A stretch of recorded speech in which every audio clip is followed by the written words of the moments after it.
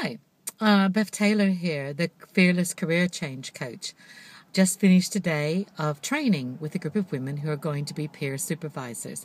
They're a great bunch of women. They've stepped up to the plate and said, yes, I will work with my peers. It's one of the hardest gigs. I don't know if you've done it yourself. And to be able to also try something new is always difficult. But these women, the 7 of them, were willing to do something different. What I've been thinking about today is an exercise that I did with them. Because it is new, I wanted them to think about the things that they were most afraid of. And I also wanted them to think and to know that they are women who can overcome things. So I do an exercise from time to time. It's an exercise called the Fear in a Hat. I've adapted it. The original exercise asks people to write a little note and put it in a hat that's known as the fear hat that says, this is the thing that I'm most afraid of. So they did that. But I add an extra dimension to it because I also think that it's really important to know, to be able to say, and I'm good at this as well, or this is how I will solve it. The anonymity, if I can ever say that word, of this whole thing is really brilliant. And they were a perfect example of how it works. So each of the women filled out a little piece of paper, put on one hat they put in the things that they're most afraid of, the scariest part of being a peer supervisor. And on the other side, they were actually willing and they were able to say, this is what I'm actually good at, or this is the challenge that I'm looking forward to. So the result was, right in front of their eyes, that they could say things that they were not usually willing to say.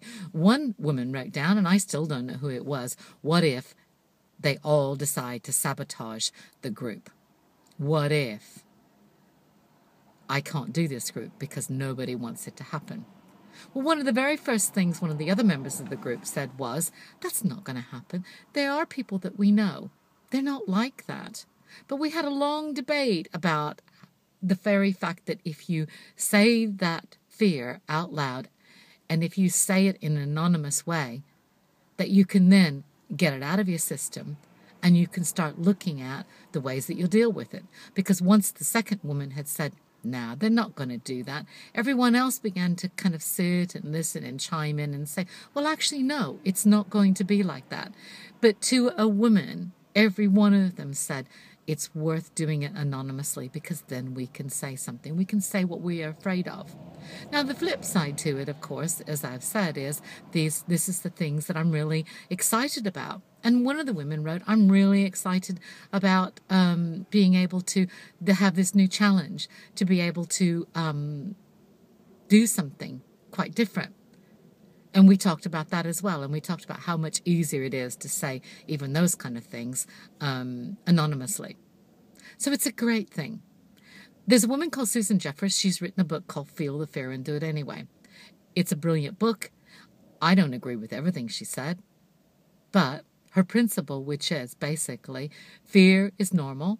Fear does not mean you are ignorant or stupid or that you have no experience. Simply, fear means that it's what you feel.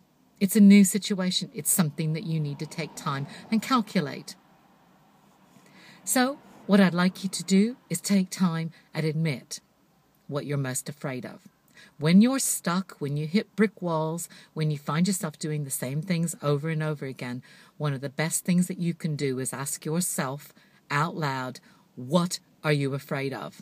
Bev, what are you afraid of? Or what? And then secondly, what is the worst that can happen to you? And you wait a moment and it will come.